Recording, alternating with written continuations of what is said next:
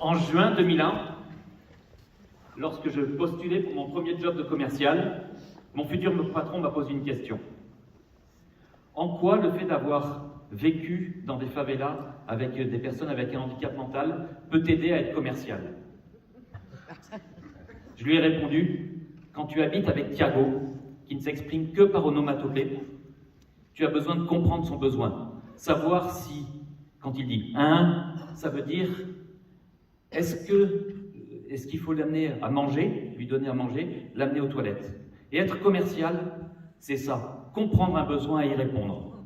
Ce jour-là, Thibaut, mon patron qui était pendant 12 ans, est allé au-delà de mon CV parce que j'avais fait de la philosophie, de la communication et de l'humanitaire avant d'être commercial.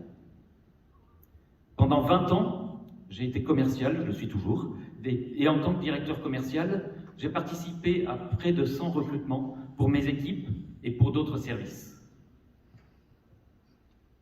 J'ai compris que la force d'une entreprise dépend directement de la qualité des femmes et des hommes qui la composent.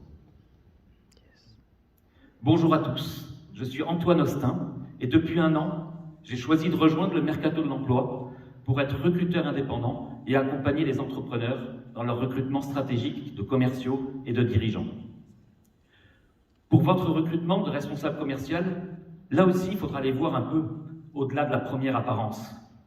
Et d'ailleurs, j'ai une question à vous poser.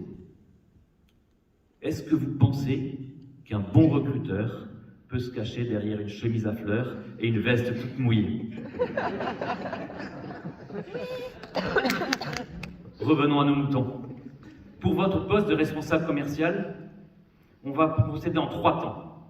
Et je vais avoir besoin de vous à chacune des étapes.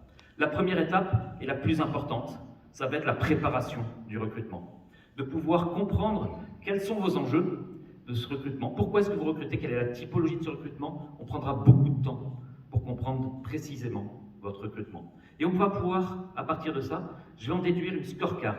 Quelles sont les compétences clés qui sont attendues pour ce job-là? Et de ces compétences clés, je vais en déduire un entretien structuré. Ça va être une question situationnelle pour valider chacune des compétences qui sera à valider pour les candidats.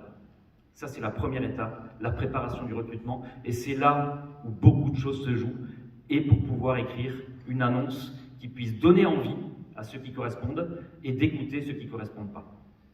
La deuxième étape, ça va être de pouvoir donner le maximum de visibilité à votre poste, diffuser les annonces sur tous les job boards, de pouvoir aller chasser sur LinkedIn, sur les CV Tech, de pouvoir mobiliser mon réseau pour aller trouver les candidats qui vous correspondent. Et la troisième partie, c'est le processus de recrutement en lui-même, de pouvoir vous accompagner, vous et le candidat, à chacune de ces étapes pour pouvoir échanger et s'assurer que la personne arrive avec le maximum de confiance et de réalité dans votre entreprise. Voilà, si on fait ça, si on le fait ensemble, je vous assure qu'on trouvera la bonne personne pour vous. Et je vous donne rendez-vous dans 1 an. À Arcachon, il y a un petit restaurant sympa qui s'appelle La Corniche. Et on pourra aller fêter ensemble vos succès à vous et votre futur responsable recrutement. Et j'aurai la joie en plus de vous remettre une superbe chemise à fleurs pour aller au-delà des premières apparences. Bravo! Ici! Ah là là! Ici, c'est là, Rochelle!